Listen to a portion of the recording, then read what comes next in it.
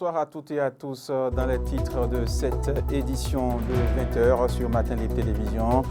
10 années de gouvernance sous Patrice Talon. Si les réformes et les transformations engagées au Bénin sont largement saluées, plusieurs citoyens mettent également en lumière le rôle discret joué par la première dame, rarement sous les projecteurs. Elle aurait pourtant, selon de nombreux témoins, insuffler donc une certaine orientation du pouvoir par ses conseillers. Sa posture réservée, une présence silencieuse mais jugée efficace.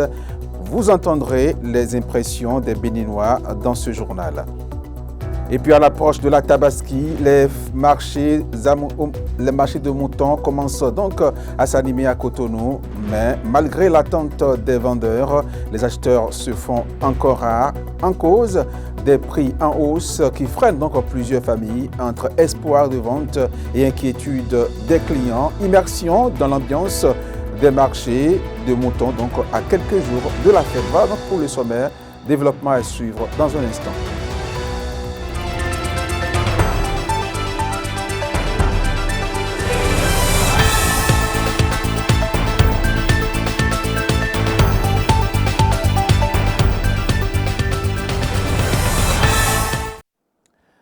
Mesdames, Messieurs, merci de préférer Matin Libre Télévision pour vous informer. Je l'annonçais en titre, derrière les grandes réformes, de nombreuses transformations enregistrées au cours des 10 dernières années de gouvernance du président Patrice Talon. Une présence discrète mais visiblement influente retient donc l'attention de nombreux Béninois, rarement exposés au devant de la scène. La première dame aura pourtant marqué cette décennie par sa posture réservé, son sens de l'écoute et son rôle de conseillère auprès du chef de l'État Patrice Talon. Pour plusieurs citoyens rencontrés à Cotonou, cette discrétion n'a nullement empêché son efficacité. Il salue donc une femme d'influence restée dans l'ombre, mais dont l'apport aurait contribué à la stabilité et à cette saine orientation du pouvoir. Nous avons recueilli des impressions pour vous que voici.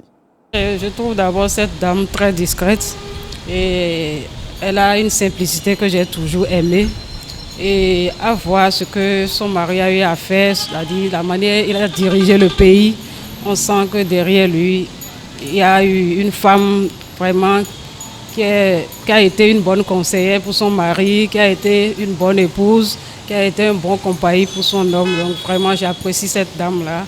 Elle a vraiment de très belles qualités. Et même dans sa manière de s'habiller, elle s'habille dans la simplicité, elle ne se complique pas. C'est une dame que j'apprécie beaucoup, par sa simplicité. Elle est simple de caractère déjà. Donc on dit toujours que derrière un grand homme, il y a une femme de feu. Donc on a senti cela à travers les actions du chef de l'État, avec tout ce qu'il a accompli dans le pays. Forcément, la première dame a joué un rôle important aussi. Et c'est ce qui a produit ce résultat-là. Son habillement impeccable et simple. Merci beaucoup pour tout ce qu'elle a fait. Elle a eu durant 10 ans un comportement effacé.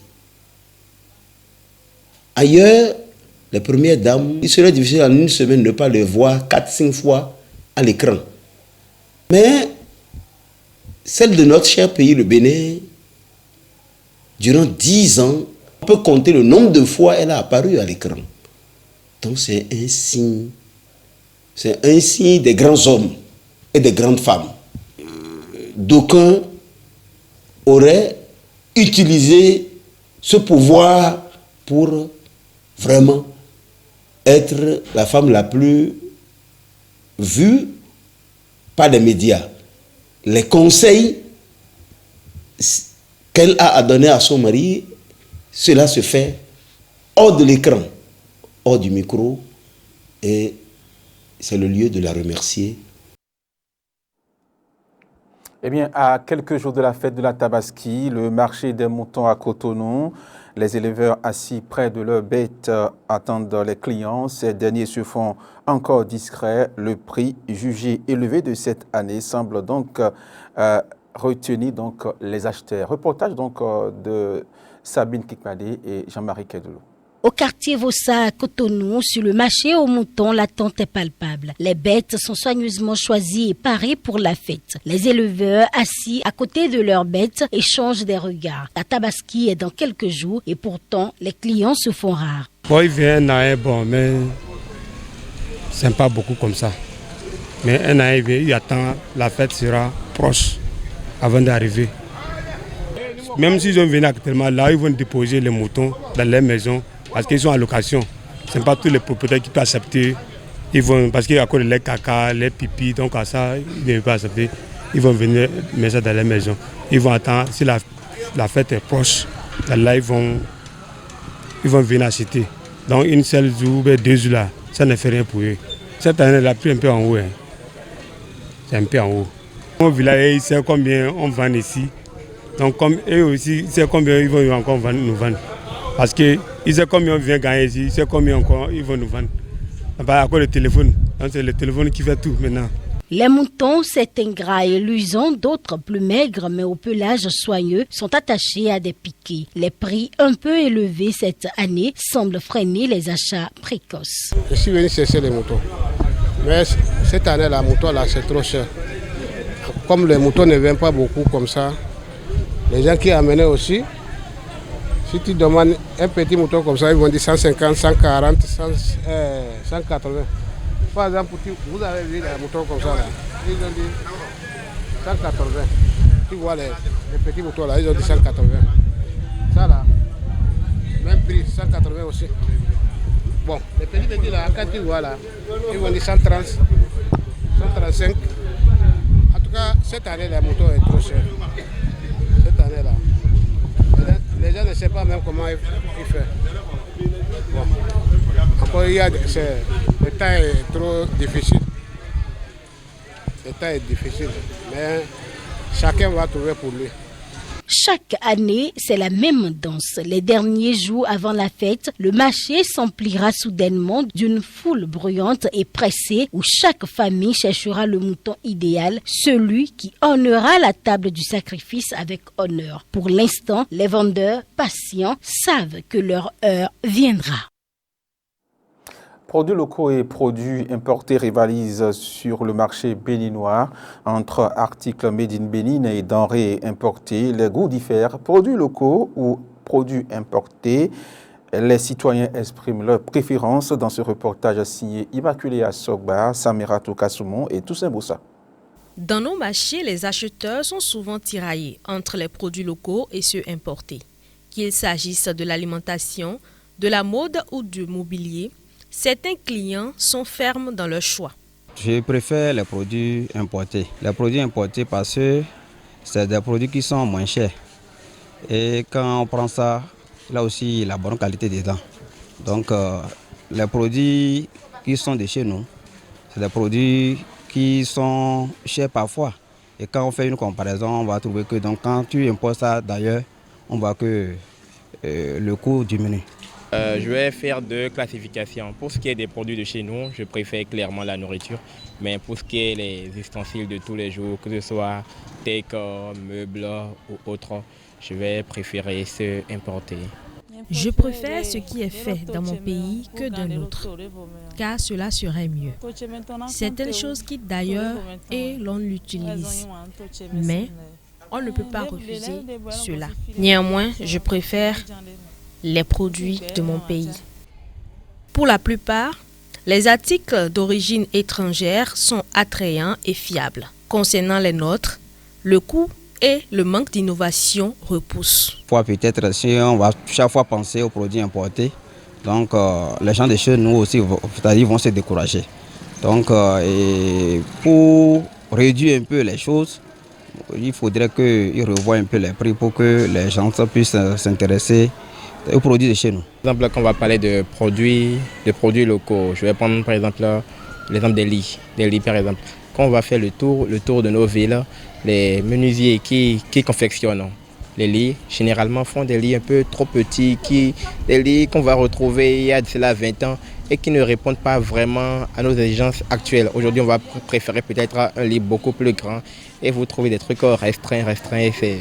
On a l'impression qu'ils ne veulent pas s'actualiser. Que l'on adopte le modèle indigène ou celui étranger, l'idéal est de trouver le juste milieu entre produits locaux et articles importés. Du sport, avant de clore cette édition, le verdict du tirage au sort des éliminatoires de la CAN 2027 est désormais connu. Le Bénin fixé sur ses adversaires et devra donc batailler dans le groupe F face au Burkina Faso, à la Mauritanie et à la Centrafrique.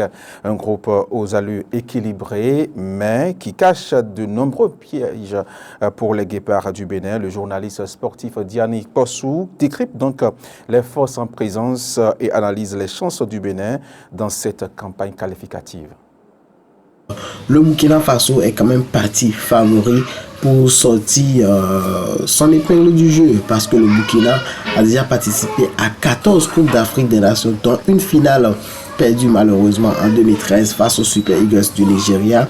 Il y a également la Mauritanie qui a déjà pris part à 3 Coupes d'Afrique des Nations. Et bien sûr, le petit poussé qui n'est rien d'autre que la République centrafricaine avec 0 participation.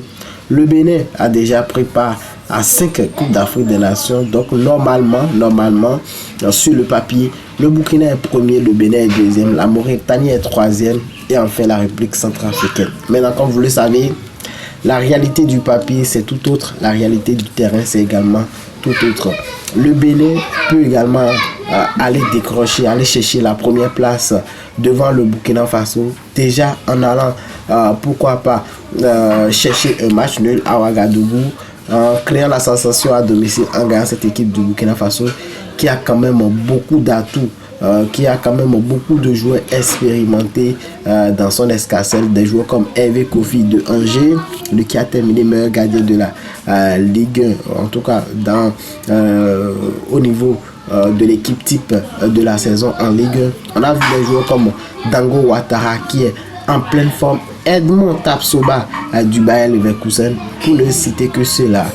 Ce qui vous a dit que le Burkina Faso a quand même assez d'âme, assez de valeur sûre pour aller chercher cette première place. Maintenant, la Mauritanie, vous savez très bien, c'est des équipes assez complexes à affronter. À Nouakchott, ça sera compliqué. Et également, je crois que le Bénin à domicile fera le job face à cette équipe de la Mauritanie. Maintenant, l'autre équipe qui est quand même le petit poussé, on va le dire comme ça, sur le papier, la République centrafricaine, qui est à la quête de sa première qualification à une Coupe d'Afrique des Nations.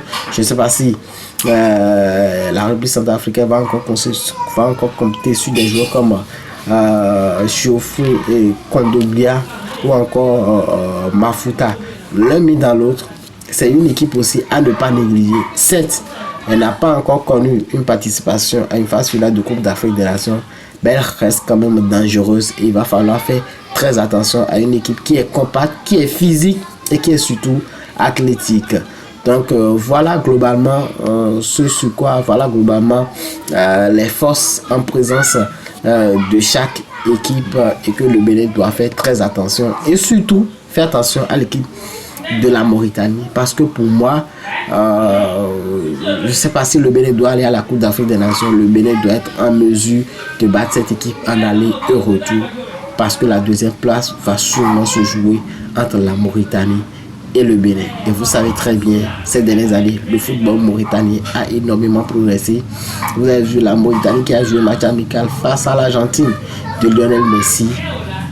Certes, l'équipe a été battue, mais pas sur un score sévère, ce n'est que 2-0. Donc, sachez tout simplement que la Mauritanie, également au niveau de son football, fait énormément de progrès. Et voilà qui vient mettre un terme à cette édition. Mesdames et messieurs, merci de l'avoir suivi. N'oubliez pas de vous abonner à nos différentes pages Facebook, TikTok, YouTube également. Retrouvez cette édition en replay sur le www.matinlibtv.bj. Portez-vous bien et à demain pour une nouvelle session d'information.